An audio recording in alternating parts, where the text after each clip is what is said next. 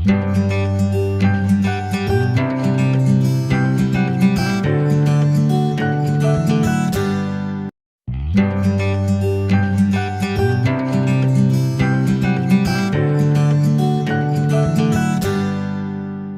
విక్కీగాడు పొద్దున్నే ఏం ఉద్ధరిస్తున్నాడో చూడండి. చుట్టూ తిరిగేస్తున్నాడు, వేస్ట్ క్లాత్ ఇయ్యని. ఎందుకో ఏమో అని బయటకు వచ్చి చూసేసరికి చక్కగా ఈ సైకిల్ని ఇలా క్లీన్ చేసేసుకుంటున్నాడు. ఈరోజు వీడియో వచ్చేసి ఇంట్లో కొన్ని పనులు చేసుకుంటూ కొన్ని సమస్యలతో ప్రతిరోజు పోరాడుతూనే ఉంటాం కదండి. ఆ పొరపాట్లు ఏంటో ఈరోజు చూసేద్దాం. వీడియో ఎక్కడ స్కిప్ చేయకుండా చూసేయండి friends. Welcome back to my channel Sakhi thoughts. మేము ఈ కొత్త హౌస్ కట్టి 5 years అయితే అవుతుందండి. కానీ ఈరోజు వరకు కూడా అసలు రోడ్లు వేయలేదు. చాలా ఇబ్బందులు పడేవాళ్ళం అనమాట. మనం ఎంత శుభ్రంగా ఉంచుకుందామన్నా ఇంట్లోకి మట్టి వస్తూనే ఉండేది. చాలా 5 yearsగా అయితే మేము చాలా ఇబ్బంది పడ్డాం. వర్షం వస్తే నీళ్లు నిలిచిపోయి అలాగా ఎక్కడికైనా వెళ్ళాలన్నా రావాలన్నా ఆ మట్టి అంతా పైకి వచ్చేసేది.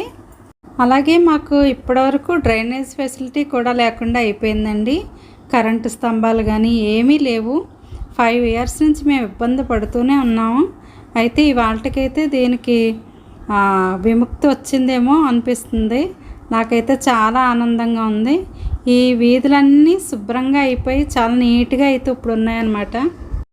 ఈ 5 years నుంచి కూడా ఈ రోడ్లు లేక అసలు ఏదైనా కొనుక్కుందామంటే కూడా కనీసం కూరగాయలు కూడా వచ్చేవి కాదండి ఇటు సైడ్ అయితే. ఇప్పుడైతే చూడండి రోడ్డు అయితే ఎంత నీట్గా ఉందో. అలాగే మాకు అన్నీ కూడా ఇటు అమ్మొస్తున్నాయి అన్నమాట. ఈరోజైతే ఇలాగా ఈ ప్లాస్టిక్ బకెట్లు అమ్మేవాడు వచ్చాడనమాట. ఇక ఎలాగ మొక్కలు బాగా పెద్ద మొక్కలు వేసినప్పుడు ఆ బకెట్లు అవి పాడైపోయి ఉన్నాయి. ఇంకా దీంట్లోకి మారుద్దాం అన్నట్టుగా ఈ 2 అయితే నేను తీసుకున్నానండి. చక్కగా 100 rupees వేసాడు ఒక్కొక్కటి. బాగున్నాయి, చాలా దట్టంగా అనిపించినాయి. నేనైతే ఈ 2 తీసుకున్నాను. ఇక పైకి వెళ్ళి మొక్కలను అయితే మార్చాలన్నమాట. కొన్ని మొక్కలు పప్పరవరస మొక్క అయితే అది ఫ్రూటింగ్ మొక్క కాబట్టి అది దానికి వేళ్ళు ఎక్కువ వచ్చేసి బకెట్ అయితే ఖరాబ్ అయిపోయిందండి. ఇక దాన్ని మార్చేద్దామని ఇవి తీసుకున్నాను అనమాట. అలాగే కొన్ని మొక్కల్లో అయితే కండచీమలు పట్టేసి చాలా ఇబ్బంది పెడుతున్నాయండి. ఇంకా సమ్మర్ వస్తుంది కదా, నేను ఎలాగో ప్రతి ఇయర్ కూడా ఇలాగ పెద్ద చెట్లను ఏం చేస్తానంటే ఎక్కువ పొడవుగా పెరగకుండా నేను వేరుని కొంత కట్ చేసి మళ్ళీ రీపాట్ చేస్తూ ఉంటానన్నమాట. ఇంకా దేన్నైతే ఈ విధంగా రీపాట్ చేద్దామని ఇలాగా చేస్తున్నామండి. ఇంకా ఈ ఫిబ్రవరిలో అయితే ప్రతి మొక్కని కూడా ప్రూనింగ్ చేసేస్తానండి. స్టెమ్స్ కట్ చేసి నీట్గా రెడీ చేసి పెట్టుకుంటే మనకి విత్తనాలు వేసుకోవాలన్నా ఇలా ప్రూనింగ్ చేసి స్టెమ్లు కట్ చేసుకోవాలన్నా ఇదే మంచి సమయం అన్నమాట. ఇంకా ఎండలో ముదిరితే అలా చేయడానికి వీలు ఉండదు. ఇంకా మనం అలా చేస్తే కనుక వెంటనే చిగురు పట్టి వేసవికాలం వచ్చేసరికి మొక్కలు బాగుంటాయండి. మనలో ప్రతి ఒక్కరి జీవితంలోనూ కూడా చిన్న చిన్న పొరపాట్లు లేనిపోయిన సమస్యలు తెచ్చిపెడతాయండి. అది మానసికంగా ప్రశాంతత లేకుండా చేస్తాయి. అందులో ఫస్ట్ది అయితే మొహమాటం అండి.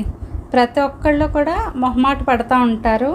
అది ఎలాంటి మొహమాటాలంటే ఎవరైనా మనల్ని ఎలాంటి సహాయం అడిగినా చూస్తాను, చేస్తాను, లేదంటే ఆలోచిస్తాను, లేదంటే చేయడానికి ప్రయత్నిస్తాను, ఇలా వాళ్ళకి హోప్స్ పెంచేస్తూ ఉంటారండి. అలా అస్సలు హోప్ పెంచకూడదండి. ముఖ్యంగా డబ్బు విషయంలో కనుక సహాయం అడిగితే వెంటనే మీ దగ్గర ఉంటే ఉన్నాయని, లేదంటే లేదని 2 మాటలు మీ జవాబు కొంచెం మర్యాదగా చెప్పండి. లేదా ఇతర ఏ సహాయం అడిగినా మీకు చేయగలను అని నమ్మకం ఉంటే ముందు వాళ్ళకి హోప్ కలిగించకుండా సర్ప్రైజ్గా చేయండి. ఒకవేళ మీరు చేయలేమో అనుకుంటే గనక వెంటనే సారీ అని చెప్పేయండి. మీరు వెంటనే చెబితే వాళ్ళు ఏదో అనుకుంటారేమో అని ఏమీ సందేశించకండి.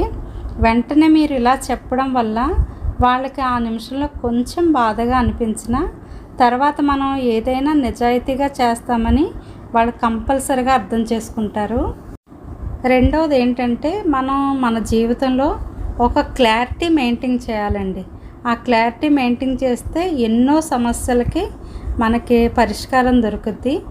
మనం ఎవరితో అయినా ఏదైనా చెప్పాలనుకున్నప్పుడు, అడగాల్సినప్పుడు లేదా తెలుసుకోవాల్సినప్పుడు ఇలాంటి సందర్భంలో మీ విషయాన్ని చాలా క్లియర్గా 1-2 సార్లు చెప్పి కన్ఫర్మ్ చేసుకోవాలి. అలాగే వాళ్ళు చెప్పే ముఖ్యమైన విషయాలు కూడా 1-2 సార్లు అడిగి కన్ఫర్మ్ చేసుకోవాలి. ఒకవేళ మీకు ఏదైనా డౌట్ ఉందనుకోండి, వెంటనే వాళ్ళనే అడిగేయాలి. అది మూడో మధ్యనున్న వారిపై ఆధారపడితే ఏమవుతుందంటే వాళ్ళు ఇంకొక 2 మాటలు వేసి మీకు చెప్పొచ్చు. అక్కడ ఏంటంటే అపార్థాలు కూడా ఎదురవుతాయి కదా. అందుకని ముఖాముఖిగా మాట్లాడడం అనేది చాలా అంటే చాలా మంచి పద్ధతి. మనం ఏదైనా క్లియర్గా చెప్పడం, అలాగే క్లియర్గా తెలుసుకోవడం వల్ల మనం చాలా ప్రశాంతంగా ఉంటామండి. మూడవది నోరు జారడం, ఆలోచించకుండా మాట్లాడడం. చాలామంది గమ్మున నోరు జారుతూ ఉంటారండి. అవి ఎలా ఉంటాయంటే ఎదుటి వాళ్ళ మనోభావాలు దెబ్బతినేలా మాట్లాడతారు. ఆ క్షణంలో మీరు మీ భావోద్వేగాలు ఆపుకోలేక అనేస్తూ ఉంటారు. తర్వాత మనశ్శాంతిగా ఆలోచిస్తే అయ్యో ఆ రోజు అలా మాట్లాడకుండా ఉండాల్సింది అనిపిస్తుంది. ఇలా నోరు జారడం వల్ల ఒక్కోసారి పెద్ద పెద్ద సమస్యలు అనుకోకుండా మన మీద వచ్చి పడతాయండి. అలాగే మీకున్న మంచి పేరును కూడా కోల్పోతారు. నోటిని అదుపులో ఉంచుకోవడం స్పీడ్గా మాట్లాడే వాళ్ళకి అంత సులువేమీ కాదు, నేను చెప్పినంత సులువేం కాదు.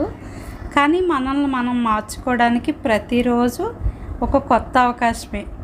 మనకుండే కొన్ని సమస్యలతోటే మనం పోరాడుతుంటే వీటి వల్ల కొత్త సమస్యలు వచ్చి మన ప్రశాంతతను దూరం చేస్తాయి కదా. అందుకే ఈ 3 తప్పులను చేయకుండా ఉండడానికే ప్రతిరోజు మనం ప్రయత్నం చేస్తూనే ఉండాలి. ఈ 3 పొరపాట్లు కూడా మన దైనందిన జీవితంలో ప్రతిరోజు మనకే తెలియకుండా ఇవి మాట్లాడేస్తూ ఉంటాం. ఆ సిచ్యువేషన్ జరుగుతూనే ఉంటాయి. కానీ ఎదుటి వాళ్ళని నొప్పించకుండా, అలాగే వాళ్ళని ఆకట్టుకునే విధంగా, వాళ్ళని బాధ పెట్టకుండా మాట్లాడాలంటే కొంత మనకి ఆచితూచి మాట్లాడడం తప్పకుండా నేర్చుకోవాలండి. ఐ హోప్ మీకు ఈ వీడియో నచ్చిందని అనుకుంటున్నాను. ఈ వీడియో ఎవరికైనా ఉపయోగపడుతుంది అనుకుంటే కనుక తప్పకుండా షేర్ చేయండి. అలాగే చాలామంది వీడియోస్ చూస్తున్నారు కానీ లైక్ ఇవ్వడం లేదు. మీరు ఇచ్చే లైక్ నాకు ఎంతో సపోర్టివ్గా ఉంటుంది. ఓకేనా? మరిన్ని కొత్త విషయాలతో నెక్స్ట్ వీడియో కోసం వెయిట్ చేస్తూ ఉండండి. Thank you for watching.